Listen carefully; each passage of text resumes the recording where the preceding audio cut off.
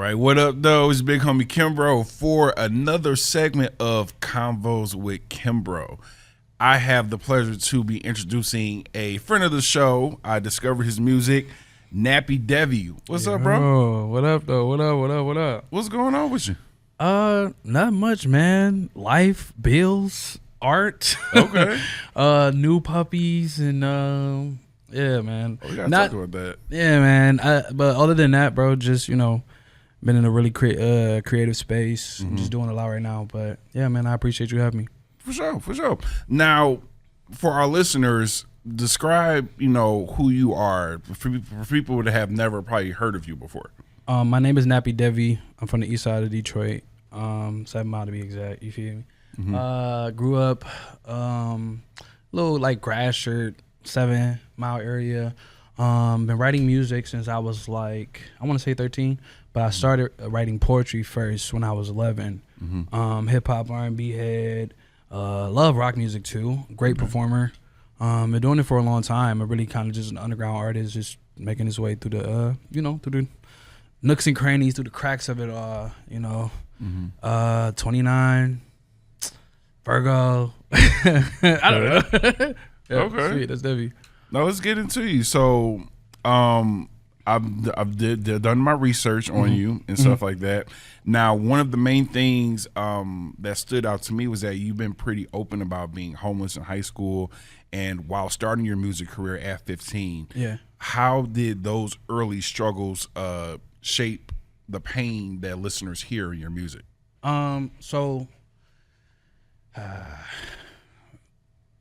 Like I grew up in poverty. My parents were very poor. I hate to say that, but it's it's a common thing, especially coming from Detroit. Music was like my outlet to like escape and to express. When I was like younger, one of my teachers informed me like, oh, hey, why don't you write poetry? You're a good writer. You don't listen in class, so do something to really put your mind to something to put your mind to. And I started writing poems when I was like 11 years old. And later on, as I got like a little older, mature, my stepdad at the time, he was like, oh, you write poetry, let's check out this white boy. And he gave me the Marshall Mathers LP. I was like 13. And he should have never gave me that like album to begin with, because that's insane, bro. Like I'm listening to I'm gonna kill you, you don't want to with me, and I'm like, oh my god. Yeah, I'd say that's a lot to give to a preteen as a teenager, right? but it did like kind of like inspire like was like the Kickstarter of me actually writing my own songs and beginning the process of like, oh, my artist journey and figure out who I am as a writer, but what I want to say, what I want to deliver. As I mentioned, like it was a form of escapism for me. Like it was like my way of figuring it out through daily living. Rather it be just me catching the bus, listening to music, rather it be just me freestyling with my friends at the lunch table. It was, and now I'm here and I'm just like, oh, cool. Like it's been a cool journey. So that's dope. Yeah, that's dope. So being from the East Side, it clearly is central to your identity. Yeah. How does that specific energy of the 313, influence you? It's so funny you said that, because I just moved west, so now I'm like looking at two different worlds. I mean, it's still Detroit, but I see the difference from the west side to the east side. Like the east, we're more like, I love us to death, but we're more chaotic. We're a little more raunchy, talk our ish, you know what I'm saying? Gonna be all in your face with it, but we definitely gonna get the job done. We're hustlers. But I will say about the west, it's a more mature crowd. I typically see a lot of older people on the west side, or people who are trying to go into their business bag, because as you know, Illinois, that whole street is nothing full of black businesses, black success. Right. And I would love to see it out in the East. But really growing up on the East, it kind of just, you grow a tough skin. You start to catch on to like the things that, your cousins or, neighbors were adapted to. And like basically capping, like, oh, people joking and going back and forth, the banters. It helped, formulate who I am. Even as a writer, like my experiences on the East, man, has like, bro, I think nobody can step to me because I'm an East Sider, bro. I don't know, bro. Like, no disrespect to the West. I love the West Side. Love Detroit in general, but bro, the East in me, bro, it made me who I am. Like, as a rapper, as an artist, but as Devi. So right. So now you've spoken about finding yourself, through music and meditation and African spirituality after cutting your hair in 2021. Yeah, man. And so how has this spiritual shift influenced the sound? I guess the newer sound, I would say. The spiritual shift is kind of like more confidence. Okay. More, let me say, more foundation. Understanding what it is that I'm trying to say as a person, naturally being myself, of course, but I think going into, like, I cut my locks because I don't know if you're going to enter into this from seeing posts and stuff, but I lost my brother, so Sorry to hear that. Yeah. I appreciate it. Yeah. I cut my locks because he had dreadlocks, and I didn't even grow my hair out. Before then, like, I didn't know we could have like long hair. My mom was the mom who would give us the chili bowl. We looking a mess in school, bro. Like, it was crazy. But when I saw my brother went to prison for like 3 years, I saw him get out of prison and he had locks, and I was like, bro, he like, yeah, I grew them before I got in. I was like, bro, what? So I started growing my hair, like, inspired by him. And then when he passed away, it was just kind of like a refresher. Like, I just needed a fresh start to, I guess, kind of like get all that negative energy out of my system. Yeah. And since then, like, a lot has changed, like a lot of great things since I cut my locks. And I kudos to anybody on any lock journey. Keep going. Sure. I know for me, it was I was going through a lot with dreads, so I had to restart. I had to refresh, and now I kind of just cut it really, really low or bald on my monk type ish, you know what I'm saying? Okay. So that's the type of vibe I'm on, you know what I mean? I feel that. Yeah. I feel that. Now let's get into the music. Now we're going to start current, then we're going to start like working our way back, because again, you've been doing this for a minute. Yeah. So your most recent work includes your EP Devi. Yes. Now this has 3 eyes. Yes. On the end. Yeah. And it features some explosive tracks that I've heard. Now, how do you explore, your writing style for this? As Devi in general, that project? Yeah. Exploring my writing style. So Devi was a personal piece. Okay. It was like the gap from once again losing my brother to, I guess, like late last year, because I dropped it December 5th. My mom's birthday is December 3rd, so I dropped it like close to her birthday. Excuse me. And I wanted to like showcase my brother's lifestyle and mine. And when it came to this project itself, I guess I was trying to explain my absence, like grief, and processing that, even if not going too directly into it, because I'm still planning to do certain things later in the future. Okay. I was trying to help people understand, like, okay, this is these two worlds, these two young men, like basically like Boondocks. Great example. Okay. Love Boondocks. Yeah. Riley Huey, my brother was basically like Riley, the knucklehead, street mentality, really heavy into gang culture. Okay. And I was Huey, the pro-black, trying to save the world, and I was just trying to bring those two worlds together, and that's what was Devi. I called it Devi because before I dropped the EP called Nappi with 3 eyes. Right. And Devi was like the continuation of that. In the midst of it, I dropped a project that I probably got a couple videos out there, the music videos out there, called it was called 13. I had New Cape and Buffoonery as the leads singles, but that I'm dealing with something right now when it comes to streaming. Okay. But Devi itself, man, I guess I was just trying to really be a little more vulnerable, but also showcase my different skills. Like the first song is a little slower. The second one is a little like the beat is crazy. Plan B, produced by Wyandotte. Shout out to Wyandotte. Yeah. AKA Nicholas McCorkle. I was just trying to showcase like the hip hop boom bap vibe. It was like everybody needed plan in the end. Yeah. And money problems was the issues that we all deal with on a day to day. As a writer, I guess I just want people to understand that we all deal with the same things, and I'm just trying to be relatable. Right. But come from my own different perspective. You know what I'm saying? And with Devi, I just wanted to showcase who I am, my different versatile ways of, expressing my artistry, and just have fun with it. So I feel that. Yeah. Because one of the standout tracks for me from that project was, like I said, I went through all your stuff.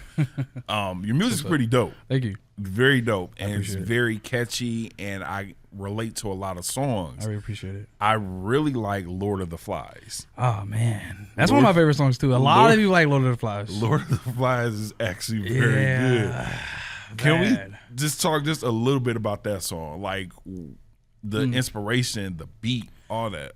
So initially, Lord of the Flies was like 2 tracks. Like I wrote the first segment of it, like the first verse and the hook, different from the rap verse, the second verse. Yeah. Those are like 2 different pieces. Like even the little bridge at the beginning, before the hook, I'm sorry. And I wrote them separately. Okay. And I think Lord of the Flies, it's a movie called Lord of the Flies. Right. But also a book. I read the book in high school. My teacher introduced me in like 12th grade. I think it was 12th or 11th grade. And I read it, and it was about kids being savages. Kids from the UK, they got into a plane crash. I think it was World War I or World War II. I don't really remember, around these times. And the plane landed on a deserted island. And now kids are going back into savagery. They started off trying to have like this rule sense of, like basically how society is now. Try to have structure and balance and rules.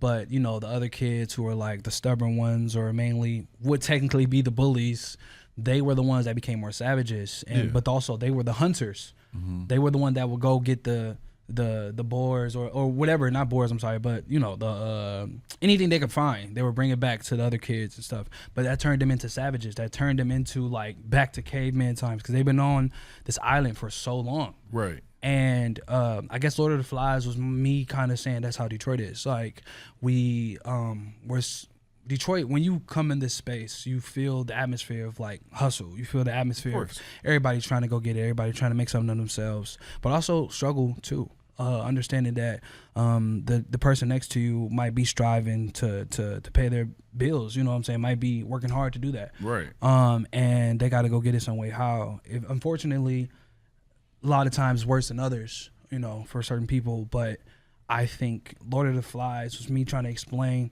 that world of being savages in the city of Detroit. And I guess the second part was like, it really fit. As I said, it was another piece to another song, but it fit so well because it was me trying to go into the understanding of like, I'm a part of this environment, right. You know what I'm saying? But I'm getting through it my best way without, going into the lane of becoming a savage or becoming more, the dysfunctional. Yeah. With the chaos going on in the world all the time. So I guess Lord of the Flies was me just trying to be like melodic, but also because I wanted to go kind of slow with it. I wanted it to be kind of a dark feel. I'm a really big fan of Thriller, Michael Jackson Thriller. I wanted it to sound... Who is it? Right. I wanted it to sound spooky a little bit. I wanted it to be like, when you hear it, you be like, ooh, give me shivers a little bit. So I guess that's the kind of vibe I was going for. And that's one thing that I love about the project, because in this music in general, I like music that tells a story. Thank you. I love music that tells a story. Facts. And I like to hear it from beginning to end. Yes. You know what I'm saying? So that's one thing that I like about it. Now, you talked about Devi being very personal. Was there anything difficult, when recording? Like emotionally, I guess? I think if it's a skit at the end of Money Problems, that's my cousin Donovan. Like that's shout out to Donovan. Yeah. That's my cousin, blood cousin. He was really close to my little brother. Like they were like brothers. They were inseparable, if I said that correctly. They grew up together. They were around the same age. Yeah. And I actually got that phone call. Like he called me like really on some like, yo, I haven't talked. Like, have you talked to Darius? Have you talked to Ace? Like, I'm hearing something going on, man. Like, call me back, bro, because I need to figure out, You know, because me and him was the main ones that kept up with him with the family. Stairs was knucklehead. He stayed in the streets, but who he would talk to the most was me and Donovan. So I had to put Donovan in it, and because I know if Darius listening, he would love it. I'm pretty sure he appreciate it. Yeah. But I think that was the hardest thing, because every time I listen to it, I don't tend to every time, but it can get a little emotional. It can get like, dang man, like, it's unfortunate that this happened. Right. Like, you know, you wish it didn't, but I'm able to make art out of it, and that's what's amazing about it. And I've also got reactions, like people telling me like, bro, I cried. And I'm like, whoa, like so many people have told me that, like, yo, I cried at the end of your project. Yeah, like that's what I was saying. Like, I resonated with it because I felt my past and stuff like that, people that I know that are going through similar situations. So it definitely resonated with me. Yeah. So I know it resonated with a lot of other people as well. I think that's the blessing though, like that you can, you know, me speaking from me, but to be able to create art and people feel it on that type of like frequency of like, damn, like this really made me cry. Like I got emotional, and I knew when I heard that, I knew that my job was done. I'm like, oh yeah, check, like mission complete. Like definitely, like because I mean that wasn't the goal to. But I was just really just trying to, you know, just express. But the fact that I can hear people's emotion, see them physically cry in front of me. Like one of my friends, we was at the little release gig I did, and his girlfriend came up to me like, yeah, such and such was crying. I'm not going to say his name because I don't want to put a blast. But she was like, yeah, he was crying. And then he was like, yeah, man, that was emotional. He came up to me crying. I'm like, oh, that's crazy. But it was so cool. It was so cool that to get that feedback, you know, like, cause it's always been like that with my music, and I think like all people have always tell me like that spoke to me or that was very deep. Like I really resonated with that, and I guess I'm just trying to get better at it, you know. I guess as I grow and as I mature. Yeah. So yeah, it's cool to see. Okay. Now let's get into your industry and, you know, future aspirations here. Now I've done my research again. You've opened up for Rhapsody? Yeah, I opened up for Rhapsody. I think it was Valentine's Day. Me and Junie, shout out to Junie. She's another fire dope artist. We opened up for Rhapsody. I don't remember the year because my life has passed me by, and that's how I know I'm getting old, bro. Right. No, I think it was like 20. It was COVID era. It was like 2021. It was before my brother passed. Okay. So, yeah, I remember because I was smaller. Now, and my dress was tiny. Like, tell me about that. Like, how was that? It was cool. Like, it was really dope. It was at the Garden Theater. Okay. No, was it at Garden? It's the one that the bowling alley and it's upstairs. It's Garden Theater. Garden Theater. Yeah, so I was right. Yeah. Okay. It was at Garden Theater. It was super dope. We got there early. Got to do like some sound checks and stuff like that. The homie Dose was there. He shot a couple. He shot, filmed us and took a couple pics. Cool guy. Another Virgo. Shout out to Virgos. I met her. She was cool. Like, she was so sweet. Like, she was dope. She took a picture with us, and it was just really cool. And she was like, "Yo, that was y'all. I was listening. I was in the. I was like, it was dope as hell." So I don't know. It was one of those experiences where I was just like, man, like I felt like I said, I'm in the same spaces as these celebrities. Right. I'm in the same spaces as people who are getting nominated for Grammys. And right. And that was great. You know what I mean? And now, like, I can, like, just recently I met like 2 celebrities. Like, I met Flavor Flav. I met Flavor Flav. Stay here, man. Flavor Flav. Yeah, I know. I heard. He's always here, man. Yeah, I met freaking Cookie from Ned's Declassified Nickelodeon show. Okay. He followed me on the gram. That was pretty cool. And I'm just realizing that they're not out of reach. Right. You know, it just seemed like, they're normal people like the rest of us. Definitely. Some of them are down to earth. Some of them could be a little stuck up. I haven't met anybody stuck up or anything like that, but I'm just saying, like, I'm pretty sure they're typical people like us. But yeah, Rhapsody was super dope. Like, hopefully one day she see this and she give me a feature. Hey, never know. Like I said, I'm a firm believer of what you put out is what will come back to you. Manifestation. So, real thing. Yes, sir.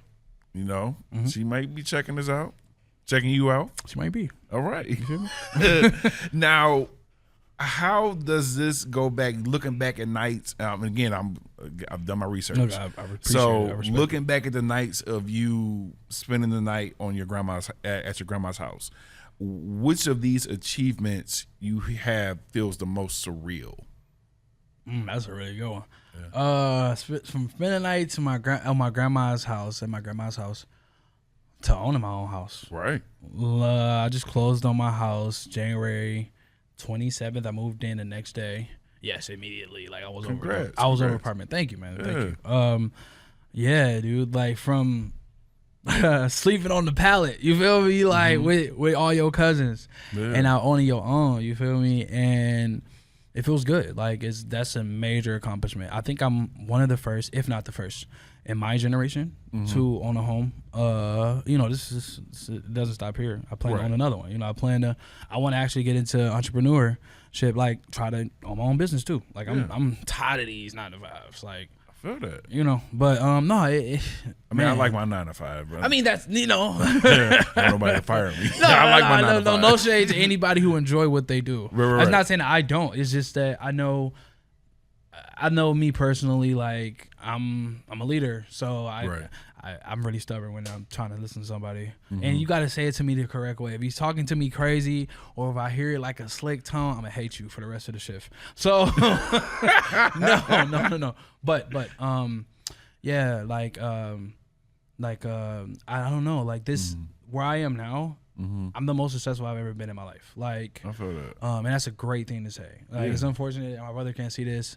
I had a moment at the crib where I was just like, why? But everything happened for a reason. Maybe that journey was necessary for me. That door closing was necessary for me to get where I am and to really appreciate it, because he was somebody who's right there with me. Respect. Same palette, same couch, same crazy television show. Like so, it's like. It's great. And then now my nephew have somewhere to, like, if he want to get away from his mom's, or if he want to, like, just get out the house. Yeah. He can come see his uncle. He can come spend some time with his uncle. So I feel that. Yeah. That's what's up. Also, my nephew is a Virgo, too, so. I'm sorry. I got to shout us out, bro. Virgos is everywhere. We run the world, bro. Like. My nephew is a Virgo, so I can't even be mad Michael about Jackson, that. Kobe Bryant, Beyonce. Bro, let me stop. Oh, we just, I'm sorry, go ahead. Anyway, not anyway. I'm not trying to downgrade that. Yeah, but no, my nephew is a Virgo, so he's very moody. So not moody. He is moody. He's expressive. I don't think it's moody. I think he's just trying to understand, the world and all the chaos. Y'all did this. We didn't do this. Okay. Everybody else did this. The Virgos didn't do it. Gotcha. Okay. We wasn't a part of the shenanigans. Okay. Now let's circle back just a little bit. You had spoke about Wyandotte. Yeah. And you also work with Wanderlust Beats. What do you look for in a producer to ensure that you capture that vibe for your lyrics? Production, you gotta be able to tell that they love it, bro. Right. Like, you could tell if somebody just making a beat just because, like, it's the vibe, or trying to sound like everybody else, keeping up with the status quo. You could tell the difference from somebody who really enjoy music, compared to somebody who just doing it for a check. I feel that. You can feel the difference. Like, you can sonically, like, I guess with Wyandotte, I've known Wyandotte for years. I've known Wyandotte since I was like 17, 18. Okay. And great producer, great rapper too, great writer overall. But man, his production, like, the thing about Dot is Dot like to tell a story as well. He's a very story driven person. So with his production, you can tell, like, he when he goes into, like, creating, because I don't know it. I don't know it. Right. I don't know if he's hitting buttons on the keyboard or something. I don't know. But when he goes into creating, you can tell he actually put some effort into it. You can tell he actually sits and knows what he wants to deliver. A lot of his stuff has vulnerability attached to it. Rather it be a high frequency beat, rather it be something more slow, monotone. It has like I can feel this. And speaking of that, I don't know if you want to ask this question, but I did want to say something. Yeah. Okay, speaking of that, Dot mainly, Safe Space. Dot mainly, Dot mainly recorded. Not recorded. I'm sorry. Dot produced this next body of work I'm about to do. Okay. Majority of the song, I think, like probably one is all wind up. And I did that because bro deserved his flowers. Bro been out here for a minute.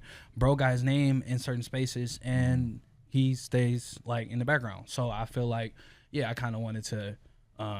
Also because he the homie.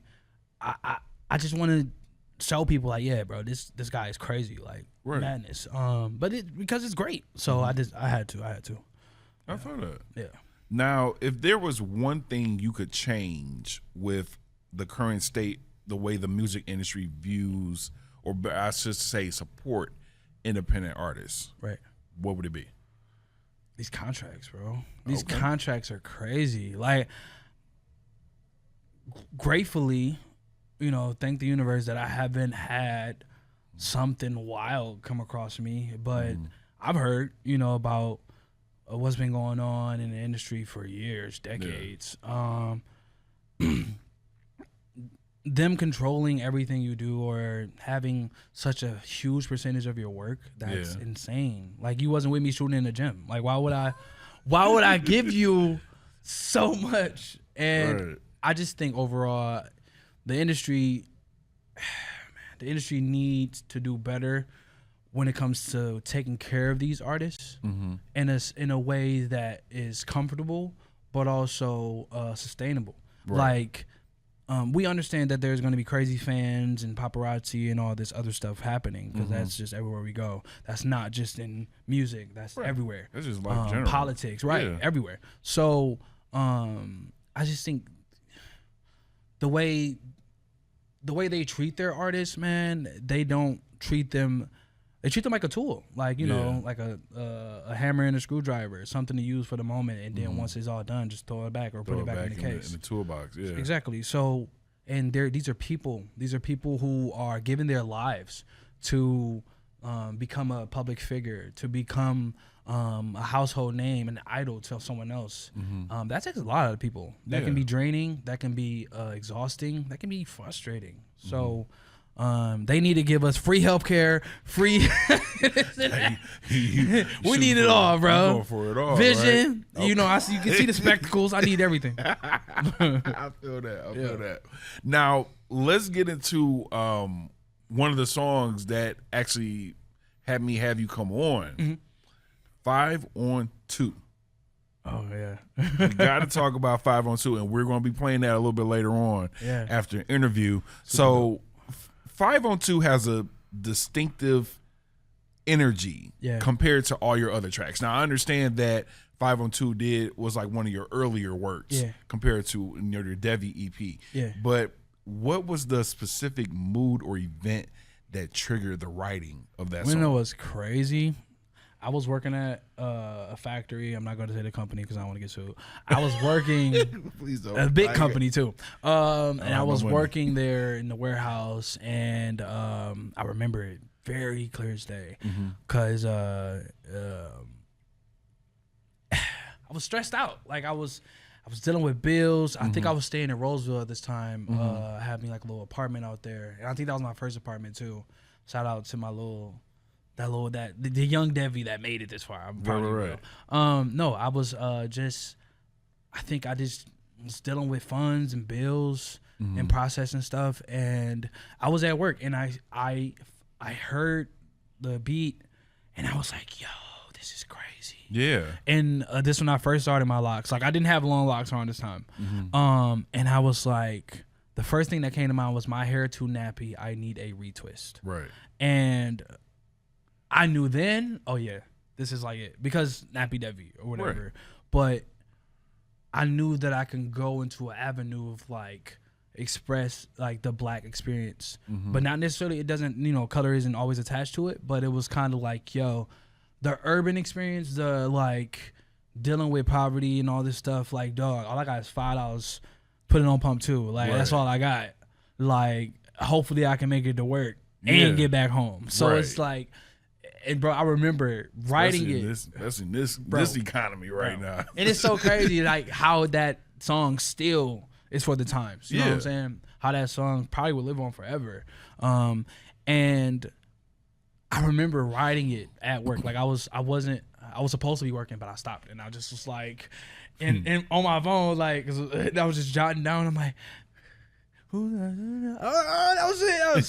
So I just kept doing that. I kept finding new like bars, thinking of new stuff, new material, and I would like roam around the warehouse, and then I'll think of something else, and I'll go into hiding again. I'm like, oh yeah. Till I found the whole song. I think I probably wrote it probably like an hour. Okay. Yeah, like the rap verse. I probably was on break around that time. But okay. Yeah, I wrote that while I was at work. Yeah. That's why it's in the song. F these jobs. F the last one too, I swear. So so man, like it was such a weird time. Not in a negative way. It was more so kind of like I was just growing up. I was early, like 20s, like 24, 25. Right. And I just wanted to say something that everyone would be like, yeah, bro. Like, I've been there. Like, throw $5 on the pump, whatever. And it came through really well. Like, it was received very well. Like, the producer loved it. He reposted it. Was like, yo, this is crazy. So, I don't know. Like, I wanted to be expressive, but I also wanted to be vulnerable. Yeah. And I also wanted to showcase, because I was singy rappy in there, so I wanted to showcase my skills of like my melodies and my vibes. So I just was trying to create an earworm for people to go back to and be like, play that 502, bro. That junk crazy. No, for real, I had to run it back at least like 3 times. That's what's up. So definitely. Now that's why I'm saying, like, the production, the beat of it is very particular. Now, how involved were you in with the whole production process? No, I didn't have anything to do with the production. Nothing at all. Nothing at all. I just heard it pay for it, and I was like, okay, cool. It's crazy because the production just like syncs up with your lyrics. Yeah. So crazy. That's why I asked, like, how involved were you with the production, because it just flows. What's wild? Typically, I never be involved with production. I really? think never. Like if it's a live gig, like with like musicians and stuff like that. Okay. Then I'll kind of tweak something or be like, oh, I like how that sound, or do this when it's live. But when it comes to actual people, like producers and doing their own thing, I let them do their own thing. Like, because that's not my avenue. Like, if I'm in that space with them, then there's a possibility I could probably be, I hear this, do that. Yeah. But more than likely, I people go in their dungeon, I go in mine, and I feel that. Then we collide, and we create magic. That's about it. Now, I'm sorry, not to cut you off. No. I was gonna say, because this is a segment, because we were talking about 502. Yeah. Shout out to my brother Trey. He was in the video. He was in the music video. My brother Trey from high school, I have to shout him out. I can't forget Trey. Shout out Juan too, but shout out Juan all the way on the West Coast. So he ain't in Detroit no more, but we still love you, Juan. Shout out to Trey. Still Detroit, even if you're not here. He's semi-Detroit. Everybody from Detroit. He don't love us no more. He don't love us no more, bro. He would. You can never leave the city, bro. No, I'm joking. Oh, don't listen to me, bro. Nah, because if I get the chance, I'll probably be going too. But no, shout out to my brother Contre. Have to. He was in the music video. Shout out to Ryan. He did the video. Ryan has done my videos. Ryan Detroit, he's done my videos. Ryan Detroit, yeah. Yeah, he's done my videos for years now. And you know what's crazy about Ryan? I met Ryan at a event. It was like a little underground thing I did with Underground Detroit. Shout out to them. And Dot was there. Ryan was literally like, his friend was there performing, and after my set, he was like, yo, literally came up to me, no bull, and was like, yo, why didn't you do Her Sorrows, His Regrets? I was like, what? I never met this man. Don't know this man from a can of paint. He's like, yeah, man, that's my song, bro. I listen to that song all the time. I saw your name on the flyer. I was like, yo, I'm going to have to come check him out. And since then, he's like, yeah, man, I do photography. Follow me on the gram. Follow me. Woo. Since then, bro, we've been locked in. And I was like early 20, before Rap City, before any of that. Really? Yeah. He literally came up to me on some like, bro, I support you. You dope. I'm just now, I think he been a photographer, but I think he was just tapping into music videos and stuff. Okay. And like, we've been locked in since then. Like Ryan, the homie, that's family right there. Trey, I think Trey was off that day, And we just planned it out. I was like, bro, what you doing? He like, nothing. I'm like, bro, come drive my car for this music video. Like, you trying to be in this music video with me? And it was like classic. We didn't even do anything. Like, we didn't plan anything. It was just like fluent. Like, we just, because Trey been my friend for 10 plus years. So it's like, it was just natural. We were just naturally being ourselves. Okay. As I was singing the song. So, okay. Yeah. Now, you were talking about, performing live. Yeah. Now, how does the crowd's energy change when you perform songs like 5 on 2 with that more melodic tone to tracks like Namaste or Left on Red? I never performed Left on Red. You never performed Left on Red live? I don't know why. That's another fire track I like too. Personally, I mean, honestly, it's not my song. Like, I'm a feature, but it came from. The idea was from me. The whole Left on Red, the hook. Left on Red. No disrespect to the artist on that track. Yeah, but I really thought it was your song, and they were featured. No, on your track. No, I mean, well, initially I am the one who came up with the idea. Okay, or the hook, or like how the hook goes. I got Left on Red by a bat. That was like a freestyle thing, and the homie Hugo, he was like, "Yo, can I use that?" And I was like, "Sure." Yeah, and I just put a verse to it, and they threw me at the beginning, but it wasn't my song. Nice. Initially, like I gave him like I gave him a free hook or whatever. Okay. Very helpful guy. For the free. Very helpful guy. You see how much I care about. You're very humble, humble, and I appreciate you stopping by. No problem. Now we're going to get into 5 on 2, but I have like a few rapid fire questions. Rapid fire, crazy. Yeah, okay. You know what I'm saying? So that way listeners can get to know you just a little bit more. Yeah. All right. Yeah. Now, if you weren't a musician, what career path do you think you would have taken? If I wasn't a musician. Yeah, or artist, I should say that. Artist was the right word. I don't want to be that person. But that's tough. If I wasn't a musician.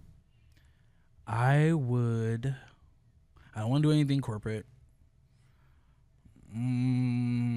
That's a tough question. I've never asked myself that question. Yeah. If I wasn't a musician, I would want to go into business, like trying to own my own business for sure. Okay. I like art in general. Like I probably would have gone into took drawing and painting more seriously. I know art is really tough to get into. Basically, if you don't get up and work and network, it's hard. Right. But I'm a tall guy, but I don't want to play basketball. Like I don't want to be up there sweating, bro. Like, nah, man. I don't know. That's a really good question. It probably would have been something involving like astrology. Really, really big on planets. Okay. Very like if I had the opportunity to work with like NASA or something, and regardless of any controversy dealing with that, but with them, they ain't got nothing to do with me. But I like astrology. I love planets, biology. Really, really big animal head. I got 3 at home. Like a scientist, basically. Yeah. Something with science. Okay. I dig it. I would love to travel the world. If I had like a job that allowed me to travel, that would be amazing. Something I can just do on my computer, and I can just travel the world. Or I have to travel for work. That's something I want to do. Like some Carmen San Diego. Man, what like bro, I always wanted to be it's funny to say this. I always wanted to be like a TV host, or like one of those people who be like doing the interviews for MTV or the red carpet. For my job. Oh, I'm sorry. Y'all hiring? No, for real. Are we Will? I always wanted to be the person talking to people like and just being like, oh yeah, or something in fashion. Like I don't know. Like I like to dress up. All over the place, but I like it though. I am very all over the place. But it's good though. It's good though. You have to have one thing that I always tell people, and I've told myself this when I first started working here, but all the way back in 2019. You have to have your hands in multiple pots. You know what I'm saying? You have to be that person where, hey, I can go ask Kimbro. Right. He knows. Right. You know what I'm saying? Stuff like that. Right. And that's where, Kimbro comes from. Never put all your eggs in one basket. Huh? Never put all your eggs in one basket. It's facts. You know what I'm saying? It's actual and factual. So that's why I say I commend you for that. Just want to do these different things. Yeah, I mean, like it was the same for music though. Like, I initially got into music because of dance. Like, I was like a huge Michael Jackson fan. Okay. When I was like a kid, like 5 years old, dancing the mic. Yeah. I started dancing first. B2K came out, Stump the Yard. I was one of them. Like, doing routines in the basement with my cousins and them. Yeah. Going against the girls and stuff. Yeah. Battling other kids on the block. I was the kid. My mom would call me, be like, do the dance, Devi. I'm like, what dance? Do the new dance, the little soldier boy. Yeah, that was me, bro. Don't laugh, bro. You're not supposed to laugh. I'm sorry. This is insulting. I am a guest here. You are a guest.